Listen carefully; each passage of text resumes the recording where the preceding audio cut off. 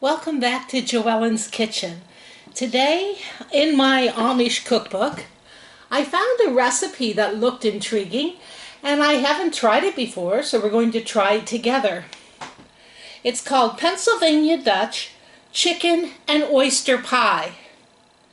I really only see 6 ingredients: a stewing chicken, a pint of oysters, 1/4 cup of butter, salt and pepper, a little flour, they never measured anything, and a pastry crust. So, here we go. I have a small pie pan because I found out oysters are usually plentiful in the stores around here in November and December, but come May, I found 8 ounces of oysters versus a whole pint. So, we're just going to improvise a little bit, but it just sounded good. My mother used to make oyster pie and fried oysters and things like that, so I know. Some of you might think oysters? Yep. Pennsylvania Dutch had oyster recipes, believe it or not. And I always like to grease my pie plate with margarine or butter simply because it makes the crust more fluffy. And in the interest of time, since I am going to lots of meetings and events again, I'm using a pre-made Pillsbury pie crust. They sure do come in handy. You have to let it sit out of the refrigerator, a 10-15 minutes at least, so that it warms up a bit and will unroll. Otherwise, it just wants to break. And we really don't want it to break. So, I have my crust, and I'm going to put it around, and probably the way this recipe reads, I'm just going to flute the edges on the single crust and fold over the excess to make it a little thicker in some spots. Some people like crust and some don't, so this way you can let everybody choose what they would like. And fluting is simply pushing the pie between 2 fingers so that it makes little peaks, and it gives it a bit of a decorative flair, which is always nice. You want to make your pie crust appealing. And then what we have to do is poke some holes in the bottom as well as the sides so that they don't get big air pockets in it. And using a fork is best. Today I happen to use a knife. I did cut up my chicken, and I have that ready to place in the pie. And they want us basically to get the pie crust baked before we put the oysters in because they are quite moist. So I'm going to spread out my chicken.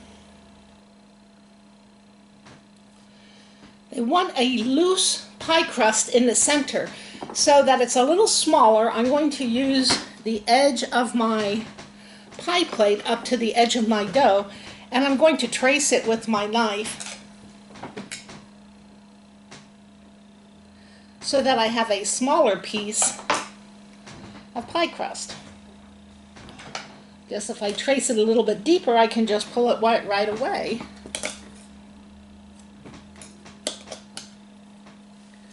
That's great.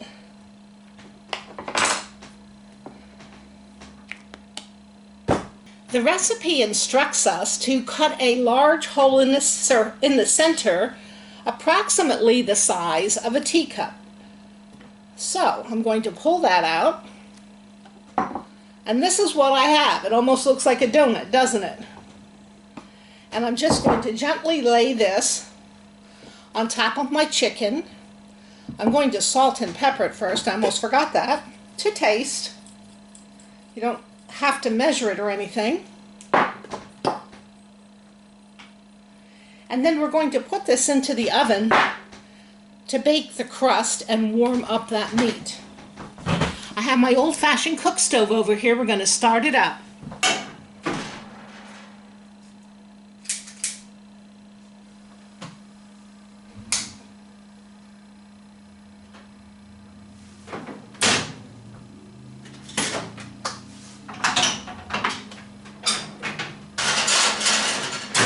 Now the oyster part is interesting. You need a little pot, and if you can find a full pint, which is 2 cups, great. If not, get your half pint and pour off the juice into your pot, saucepan if you will.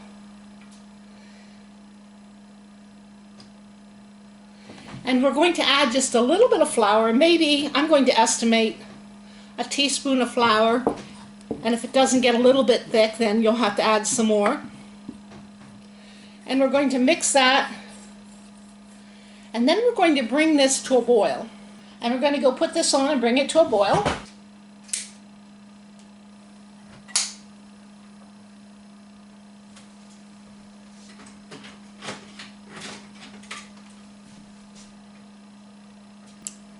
While we're waiting for that to boil, we're going to pour our oysters into a heat-proof bowl. Now this happens to be Pyrex, so it should be pretty good. So you can see I have my oysters in there waiting, and when that water is boiled and gets slightly thick, it's not really water, it's oyster liquid, we're going to pour that over these oysters and just let it sit until our pie is ready. Then we're going to lift off the center crust, pour this over the center, put that crust on, and bake it a little bit longer. That's basically it. So let's go see how our oyster juice is doing. Well, it seems to be thickening right up there. And we do have it boiling. And it's a bit of a cream sauce at this point. And that looks good. So I'm going to turn it off. And we're going to pour this onto our oysters.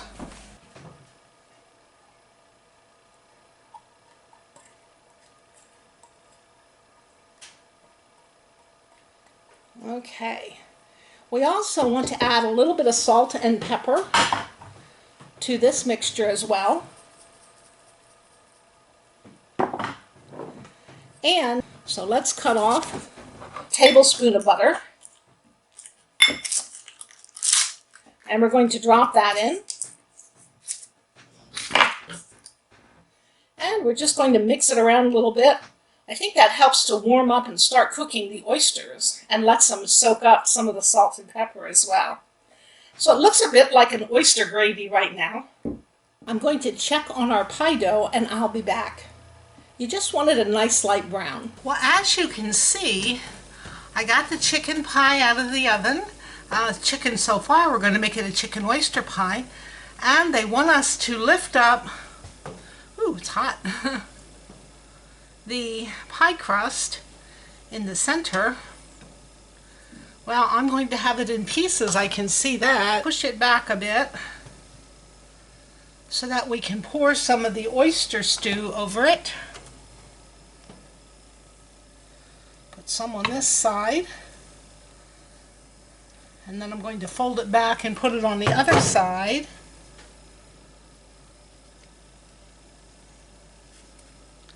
There we go. Here. And then I'm going to lay my crust back here the best I can. I guess if I would have left it gone a little bit longer, it would have got a little bit harder, but that's okay. I'm going to put this back into the oven and let it finish baking till that center crust is brown and till that all soaks together and gets a little thicker so we can dish it out. Okay, I'll be back. Okay, I pulled the pie out of the oven. And we're going to give it a try. It will set up more as it cools, so mine might be a little bit runny yet because I just pulled it out. Steam coming off of it, it sure is hot.